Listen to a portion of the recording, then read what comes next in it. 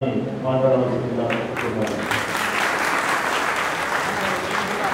వేదిక అలంకరించినటువంటి పెద్దలు గౌరవనీయులు మాజీ శాసనసభ్యులు మీనాక్షి గారికి, అలాగే మల్లప్ప గారి, జనసేన ఆర్యవైశ్య ప్రముఖులందరికీ పేరు పేరున, పూర్వ ప్రముఖులందరికీ, అమ్మలకు అక్కలందరికీ కూడా, తమ్ముళ్ళకందరికీ కూడా పేరు పేరున నమస్కారం.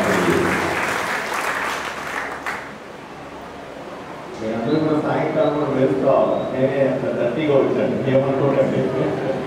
మీ అందరి ముందు మేము పొద్దున 6 గంటలకు బయలుదేరాను ప్రచారం కోసం. కనీసం నాకు తెలుసు మీరు ఇలా పిలుస్తూ వస్తారని తెలుసు. అయినప్పటికీ కూడా సొంతంగా మార్చుకోవడం అవ్వలేదు. విపరీతంగా భర్తీడి వల్ల ఇలా తప్పుగా భావించండి. నెక్స్ట్ టైం వచ్చిన సొంతంగా మార్చుకుంటూ వస్తాను.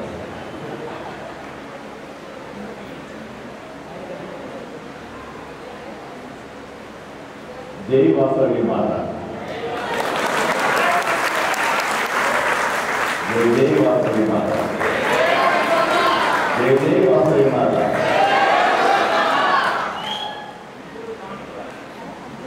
ఆదోని పట్టణ ప్రముఖులు ఆర్యవైశ్యులందరికీ కూడా నమస్కారం.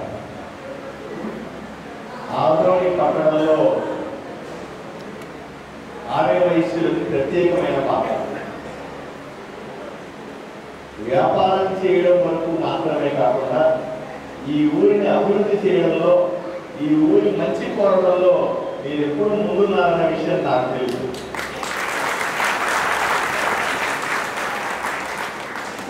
మీరు వ్యాపారంలో బిజీగా ఉంటారు కాబట్టి ఏదో టైంలో అది వాసవి క్లబ్ అనుకోండి, రోటరీ క్లబ్ అనుకోండి, ఇంకో మహిళా క్లబ్ అనుకోండి. నేను ఒకసారి అన్నవాడి ఇంటికి వెళ్ళాను. అయితే పలికిటూరులో వాళ్ళ అసోసియేషన్కి సంబంధించిన పని మీద తిరిగి వచ్చారు. అబ్బాయి ఇంత బిజీ టైంలో కూడా వీళ్ళు సేవ చేస్తున్నారు. నాకు చాలా ఆనందంగా అనిపించింది. యాక్చువల్గా చెప్పాలంటే రాజకీయ నాయకులు సేవ చేసినట్టు కనబడుతుంది, మీరు సేవ చేసినట్టుగా కనిపిస్తుంది, అంతే తేడా.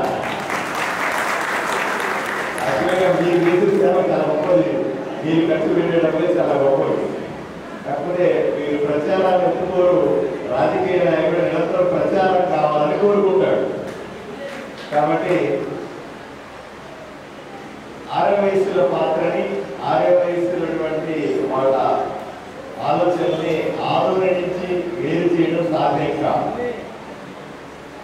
ఇక్కడ నేను 2 తరాల ఆర్యవైశ్యులు చూస్తా ఉన్నాను. వ్యాపారం చేసి బ్రహ్మాండంగా ఎదిగి పెద్ద స్థానాల్లో ఉన్నటువంటి ఆర్యవైశ్యులు, 2వ తరానికి సంబంధించిన ఆర్యవైశ్యులు ఇప్పుడిప్పుడే వ్యాపారాన్ని, వారసత్వాన్ని పుణికిపుచ్చుకునేటువంటి ఒక పెద్ద గ్రూప్ కూడా ఇక్కడ నాకు కనిపించింది ఆదోని తిరిగిన సందర్భాలు. పెద్దలందరూ కూడా బ్రహ్మాండంగా ఆదోని చూశారు. 2వ బాంబే అంటే చూసిన వాళ్ళు చాలా మంది ఉన్నారు. ఇక్కడ ఆదోని బ్రహ్మాండంగా ఎదుగుతున్న దశలో ఆదోనిని బాగా వెలిగిపోతుందని చూసిన ఒక వయసు వర్గం అయితే, ఆదోని చితికిపోయింది, ఆదోని ఇంకా ఏమీ లేదు, ఆదోనిని ఎలా కాపాడుకోవాలి, ఆదోనిలో ఏం చేసి వ్యాపారాన్ని పెంచాలనే ఆలోచనలో పడినటువంటి యువ ఆర్యవైశ్యులు కూడా ఇంకో వర్గానికి చెందిన వాళ్ళు స్పష్టంగా కనిపిస్తా ఉన్నారు.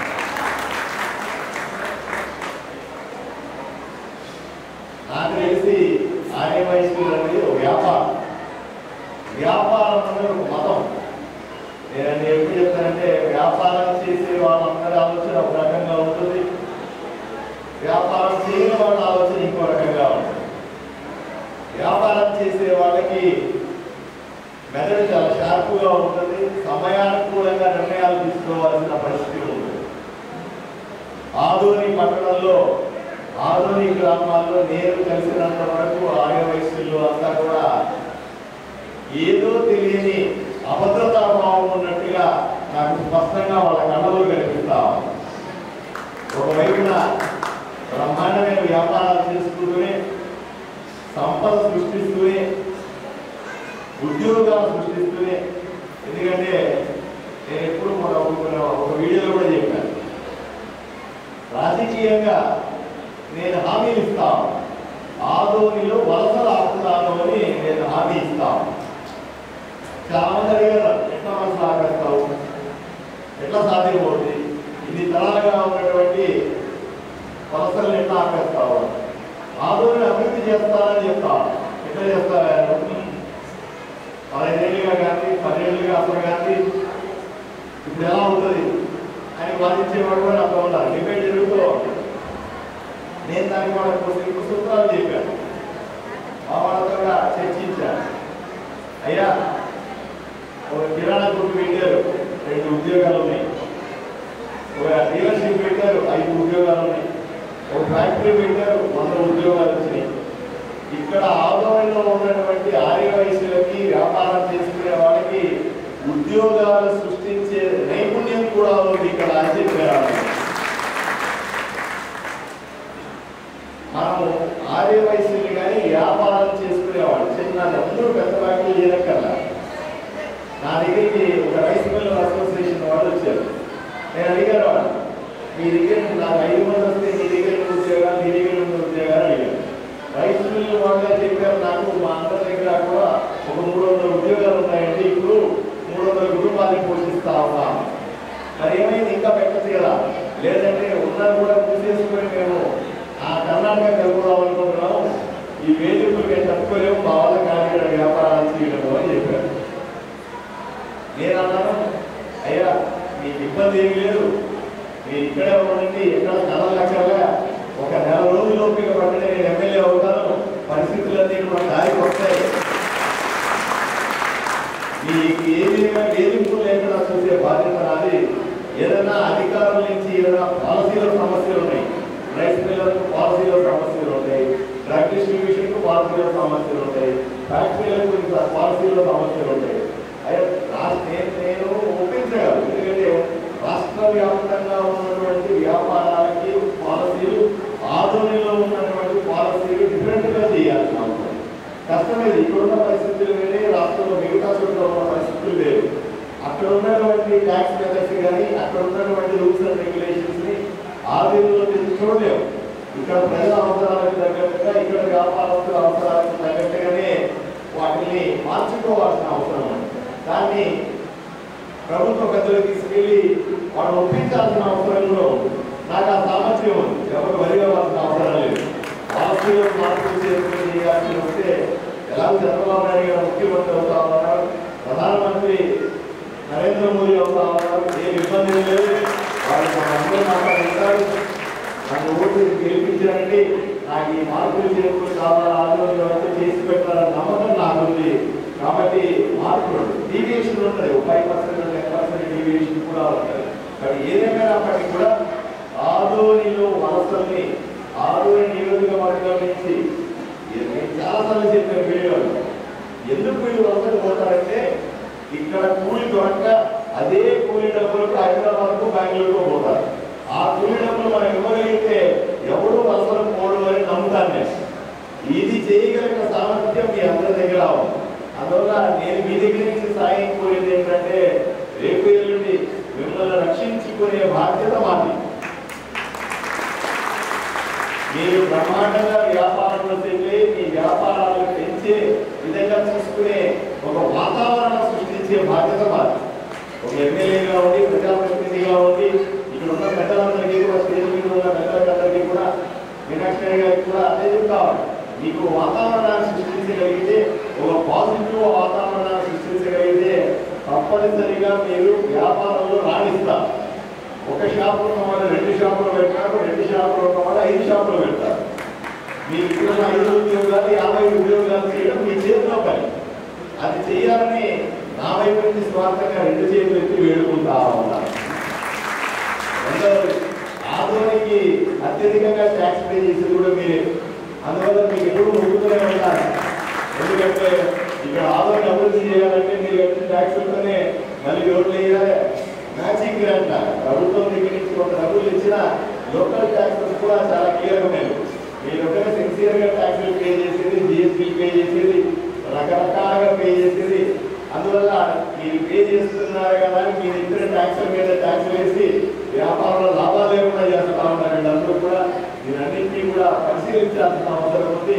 దానికి పూర్తి సహకారం అందిస్తారని నేను వ్యక్తిగతంగా మీకు అందరికీ హామీ ఇస్తూ కూటమిలో ఉన్నటువంటి నాయకుల తరఫున పూర్తి స్థాయి సహకారం మీకు ఎప్పుడు ఉంటుందని మీకు అందరికీ విన్నవించుకుంటా ఉన్నాను. ఆందోళన పరిస్థితుల గురించి ప్రత్యేకంగా మీకు చెప్పాల్సిన పని లేదు. మనమందరూ కూడా అందరూ డబ్బులున్న వాళ్ళు కాదు. నేను ఆయా వయసులో కూడా అందరూ బ్రహ్మాండంగా వ్యాపారాలు చేశారు, బ్రహ్మాండంగా ఎదిగేశారు, అందరూ చాలా బాగున్నారని కూడా అనలేను. ఆయా వయసులో కూడా చాలా మంది పేదవాళ్ళని చూశారు, బ్రాహ్మణుల్లో పేదవాళ్ళని చూశారు, అన్ని కులాల్లో కూడా పేదవాళ్ళని చూశారు. మనందరూ మీరు ఎందుకు ఇన్ని సేవా కార్యక్రమాలు చేస్తారు? ఆ పేదలను ఆదుకోవడానికి మేమున్నామనే వాటి మనోధైర్యాన్ని ఇవ్వడానికి మాత్రమే సేవా కార్యక్రమాలు చేపడతా ఉన్నారు. ఆ పరిస్థితుల్లో ఇక్కడ ఉన్న పేదవాళ్ళని పట్టించుకోవడానికి ప్రభుత్వం అన్ని రకాలుగా కూడా నిధులు పంపిస్తా. నేను చాలా గుర్తుంటే చాలా పేపర్లు చూస్తూ ఉంటాను. దాంట్లో కూడా ప్రభుత్వం ఆదోనికి ఎన్ని నిధులు వచ్చినాయి, ఏ విధంగా డబ్బులు వచ్చినాయి. ఆదోనికి ఇప్పటిదాకా కూడా చాలా నిధులు వచ్చినాయి, చాలా డబ్బులు వచ్చినాయి. కానీ పేదవాడికి చేరలేదు అంతే. మధ్యలో ఉన్న వాళ్ళు కొట్టేశారు. ఎవరు కొట్టేశారో మీకు బాగా తెలుసు. ప్రభుత్వం డబ్బులు ఇచ్చిన, అటు సీఎం డబ్బులు ఇచ్చిన, పిఎం డబ్బులు ఇచ్చిన 100 కోట్ల రూపాయలు ఆదోనికి వస్తూ ఉన్నాయి. పేదవాడికి ఎక్కడికి పోతాయంటే మాయమైపోతాయి. చాలా బాధాకరం ఏంటంటే అమ్మ మీకు చాలా నాకు చాలా నీళ్ళు వస్తాయి. ఒకసారి ఈ ఊళ్ళో ఏం కాలనీకన్నా పోండి, మరుగుదొడ్లు లేవు అని మహిళలు నాకు అడ్డం పడతారు. ఆ వైపు చూస్తే 5,000 మరుగుదొడ్లు ఈరు కట్టామని బిల్లు కట్టింటారు. మీరు ఆలోచించే దారుణంగా ఉన్న పరిస్థితి. కోట్ల రూపాయలు మరుగుదొడ్ల కోసం ఖర్చు పెట్టామని లెక్కలు చెప్తాయి, బుక్కులు చెప్తాయి. కానీ ఏ కాలనీకి పోయినా సరే మాకు మరుగుదొడ్లు లేవంటారు.